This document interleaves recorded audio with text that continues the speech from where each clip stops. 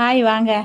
நல்ல சுவையாக மணக்க மணக்க ஒரு மட்டன் சூப் வைப்போங்க. மட்டன் சூப்பு குடிக்காதவங்க கூட இந்த மாதிரி ஸ்டைலில் வச்சு கொடுத்தீங்கன்னா சூப்பராக மட்டன் சூப்பு வாரம் வாரம் கேட்பாங்கங்க.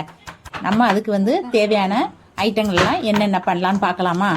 நான் இடி உரல் தான் எடுத்திருக்கேங்க. எல்லாம் சதைச்சி வச்சுருக்கேங்க.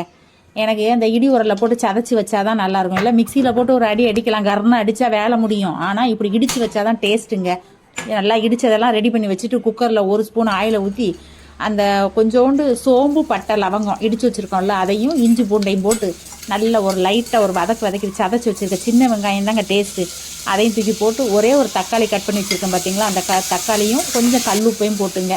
கொஞ்சம் கருவேப்பிலை, மல்லி இலை எல்லாத்தையும் பிச்சு அதில் போடுங்க. போட்டு ரெண்டு வதக்கிட்டு நம்ம எலும்பு இருக்குது பாருங்கள், மட்டன் எலும்பு, அந்த எலும்பையும் போட்டு ஒரு ஸ்பூனு தனியாத்தூள், ஒரு ஸ்பூன் ஜீரகத்தூள், கொஞ்சமாக பெப்பர் தூள், 1/4 ஸ்பூன் மஞ்சள் தூள் இதெல்லாம் போட்டு நல்லா பிரட்டிட்டு ஒரு 1/2 லிட்டர் அளவுக்கு தண்ணிங்க, ஒரு செம்பு போட்டு குக்கரை மூடி கரெக்டாக விசிலை விட்டு 5 விசிலுங்க. சூப்பராக ரெடி ஆகிடும். விசில் அடங்கினோன்னு ஓப்பன் பண்ணி பாருங்கங்க, நல்ல வாசனையாக கம கமன்னு மட்டன் சூப்பு ரெடி ஆயிடுச்சுங்க. குடிக்காதவங்களும் இந்த மட்டன் சூப்பை சூப்பராக பிள்ளைகள்லேருந்து எல்லாத்துக்கும் ஹெல்த்தாக கொடுங்கங்க.